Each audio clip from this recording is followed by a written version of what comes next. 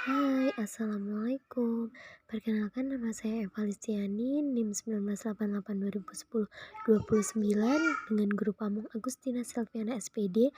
Di sini saya akan menampilkan proses pembelajaran teks hikayat. Selamat menyaksikan.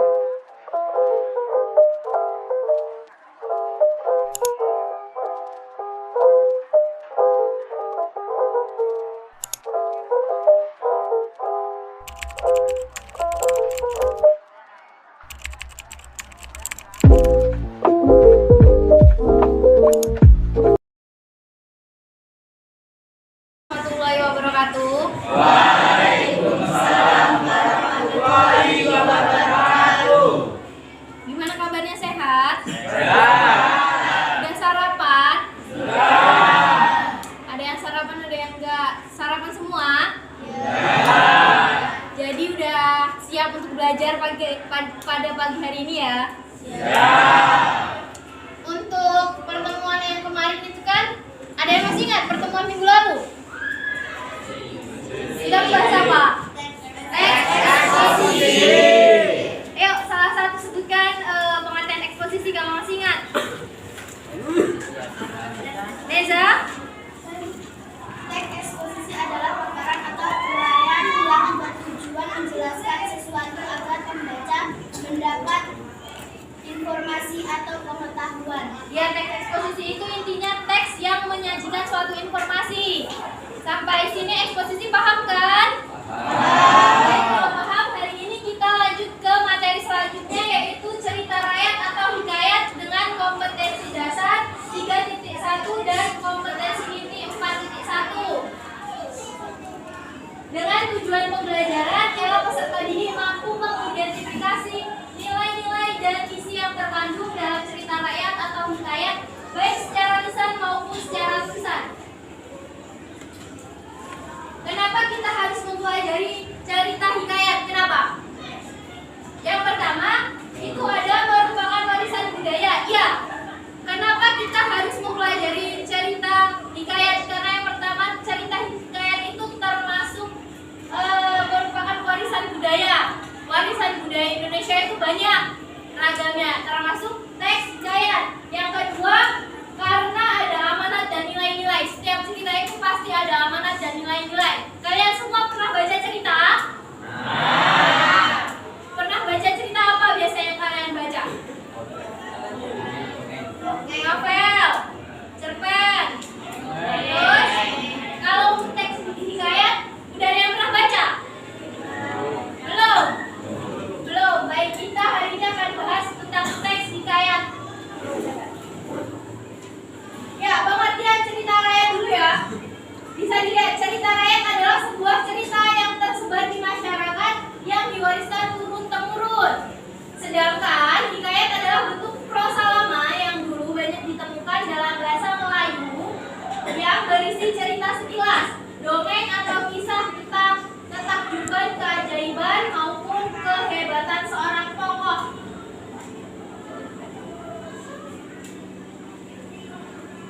Teks hikayat, kan di sini ada banyak macam-macam teks cerita. Tapi di sini kita poin pentingnya di teks hikayat. Coba kalian baca di depan. Teks hikayat itu mengisahkan kehidupan istana. Ini macam-macam teks cerita. Teks cerita ada 1, 2, 3, 4. Ada 4 yang kita paparkan. Tapi kita bahas tentang hikayat nantinya ya. Nah, yang pertama hikayat. Hikayat itu mengisahkan kehidupan istana, bangsawan, orang terkenal. Contoh cerita hikayat itu di situ ada Indra Bangsawan, terus ada Hang Tuah dan si miskin. Dari cerita teks hikayat di atas, di depan ini, pernah kalian baca teks cerita hikayat? Sudah pernah belum? Belum? Sudah? Kalian bacanya di mana? Di perpus? Enggak, maksudnya di buku atau di media sosial. Soalnya kan cerita-cerita itu tidak hanya berpatokan pada buku, tapi juga ada di media sosial, di internet, di Google juga banyak. Lalu yang kedua itu ada cerita rakyat fabel. Udah pernah dengar cerita rakyat fabel? Udah pernah baca belum? Apa kira-kira cerita fabel itu apa? Cerita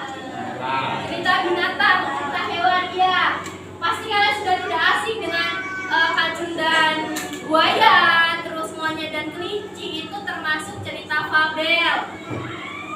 Cerita fabel itu cerita binatang yang tokoh utamanya binatang. Bu, kenapa Bu kok cerita fabel itu yang dipilih tokohnya binatang? Ada yang bisa jawab kenapa? Enggak. Kenapa ya kok cerita fabel ini tokoh utamanya yang diambil binatang, bukan yang lain Bu? Ya, karena binatang ini memiliki sifat yang karakternya hampir sama dengan manusia. Jadi dipilihnya tokohnya binatang. Contoh, misal seperti harimau. Harimau memiliki sifat dan karakter yang ganas seperti manusia. Terus rubah. Rubah itu memiliki sifat yang picik. Tidak sedikit manusia-manusia yang bersifat licik dan picik. Itu kenapa hewan menjadi tokoh utama yang dipilih sebagai cerita fabel. Terus yang ketiga selanjutnya ialah legenda. Legenda itu asal usul dari suatu daerah. Pernah baca cerita legenda enggak? Apa? Roro Jonggrang. Terus Dimas. Apa lagi? Joko Tingkir. Untuk cerita legenda dari Sumatera Selatan, ada yang pernah dengar? Belum pernah baca? Belum tahu? Sumatera Selatan itu mempunyai cerita legenda yang sangat-sangat terkenal. Yang pertama itu si Pasjida. Belum pernah baca? Belum pernah lihat? Yang kedua yang sangat terkenal, bahkan monumennya ada sampai saat ini. Apa coba kira-kira? Di Palembang. Musik. Pulau Kemaro. Belum pernah? Merupakan legenda-legenda dari Sumatera Selatan. Terus kalau dari Jawa itu misalnya Andi Lumut, Roro Jonggrang, itu termasuk cerita-cerita legenda dari daerah. Yang terakhir ada mite. Mite itu cerita legenda juga yang mana menceritakan kehidupan dewa-dewi seperti Dewi Sri. Pernah dengar Dewi Sri? Dewi Sri itu Dewi apa? Ayo. Dewi apa? Dewi yang menceritakan tentang Dewi kehidupan Dewi padi. Kalian semua makan dari beras kan? Beras asalnya dari padi. Nah, itu Dewi Sri. Dewi yang mengisahkan kehidupan padi. Lalu kalau di tokoh pewayangan itu ada Mahabharata, terus Krishna termasuk Mahabharata ya, terus Ramayana. Pernah kan kalian dengar Mahabharata dan Ramayana? Tapi sudah pernah baca ceritanya? Belum pernah. Kayaknya ini jadi PR buat kalian semua. Setelah ini kalian baca cerita-ceritanya. Nah, di sini ada karakteristik hikayat. Yang pertama merupakan kisah kemustahilan. Mustahil ceritanya. Berarti kalau mustahil itu bersifat fiksi, pinter. Berarti khayalan, tidak nyata. Mustahil semuanya. Yang kedua, menceritakan tokoh yang memiliki kesaktian. Contoh, ada yang bisa kasih contoh? Yang memiliki kemampuan kesaktian. Misal tokohnya hebat, nggak bisa dibunuh, terus bisa menghilang, punya kesaktian mandraguna. Itu salah satu karakteristik hikayat. Terus yang ketiga, istana sentris. Jadi cerita hikayat ini latarnya dia menceritakan kehidupan di istana. Jadi latarnya itu istana sentris. Yang keempat, pengarang tidak diketahui atau anonim. Ya, kebanyakan karangan-karangan prosa lama itu pengarangnya tidak diketahui. Kenapa? Karena kan ini cerita ya, cerita dari rakyat, ibunya dari rakyat. Jadi karangan ini tidak diketahui, hanya bersumber dari satu mulut ke mulut yang lainnya. Paham? Selanjutnya, kelima, memiliki nilai kehidupan. Nilai-nilai kehidupan seperti nilai sosial, nilai agama, bagaimana tokoh-tokoh dalam kehidupan di cerita tersebut. Terus selanjutnya menggunakan bahasa Melayu klasik. Hikayat itu kan cerita lama dari Melayu, jadi menggunakan bahasa Melayu klasik seperti contohnya Hangtua. Tuh. Struktur hikayat. Setiap cerita pasti ada struktur. Jadi kalian sudah tidak asing dengan struktur, betul? Yang pertama itu orientasi, kedua peristiwa, ketiga klimaks, keempat revolusi, terakhir koda. Pasti sudah tidak asing kan dengan struktur hikayat? Betul? Betul. Yang pertama orientasi, selalu orientasi. Orientasi itu pembukaan, ya. Yang kedua peristiwa, berisi pengungkapan peristiwa berkaitan dengan waktu, suasana maupun tempat kejadian. Lalu yang ketiga ada klimaks, berisi urutan kejadian.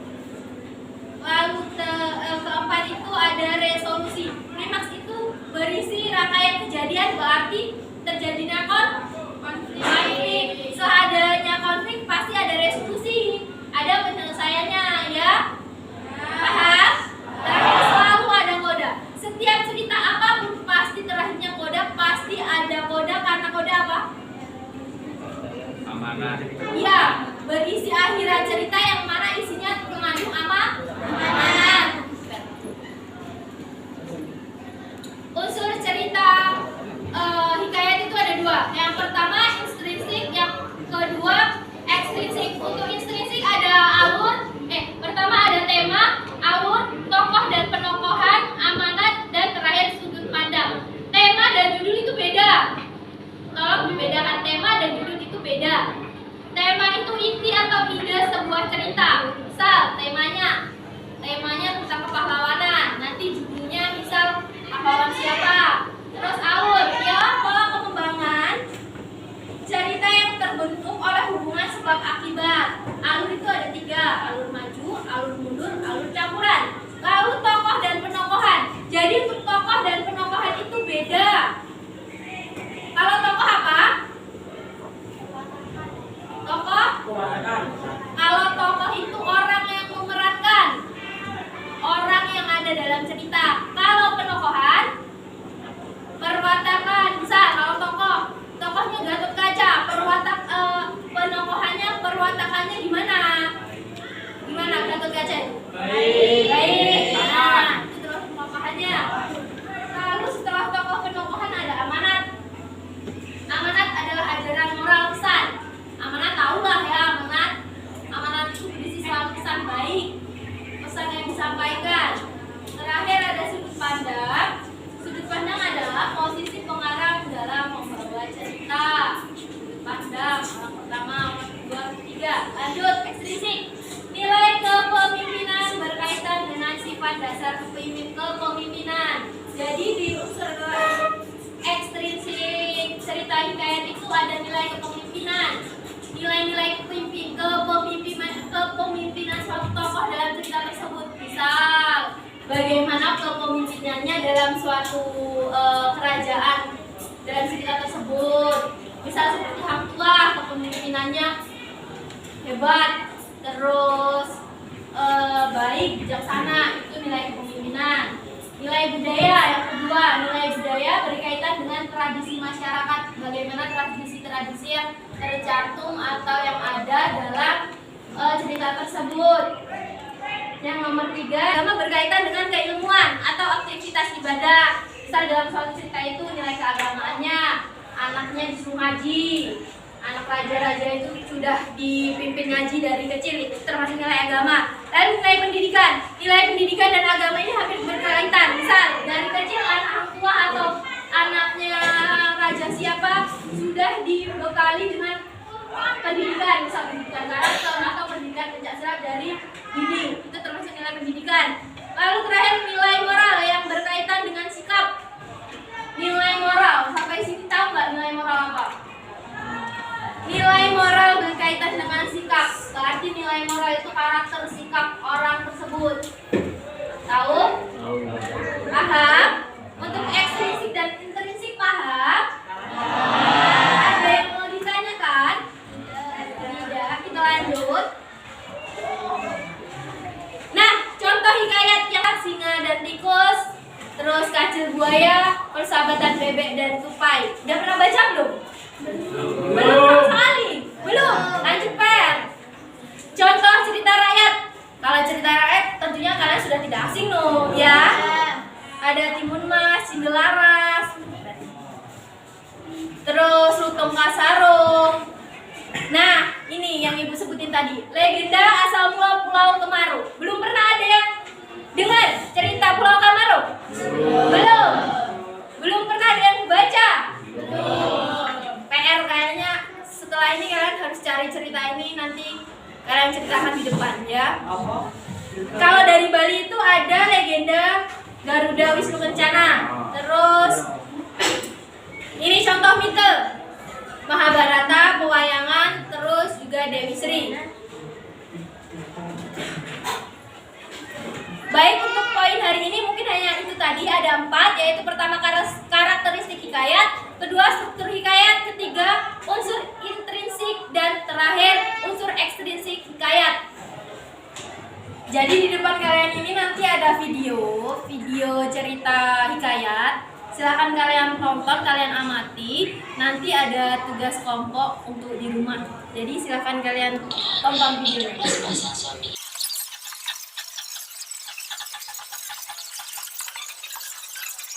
Jadi dari video yang barusan kalian tonton itu, nanti silahkan kalian buat kelompok minimal 5 orang dalam satu kelompok. Silahkan kalian analisis film tersebut. Analisis menurut intrinsik dan ekstrinsiknya, dikumpul di pertemuan selanjutnya. Paham? Ada pertanyaan? Ada pertanyaan?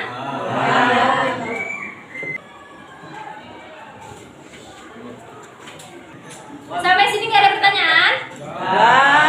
Untuk teks cerita hikayat paham? Oh ya, Ibu lupa absen. Jadi siapa yang hari ini yang tidak masuk? Aldo. Aldo. Kenapa Aldo nggak masuk? Sakit. Hanya Aldo? Ada lagi. Ya nanti Nesa tunggu Ibu ya.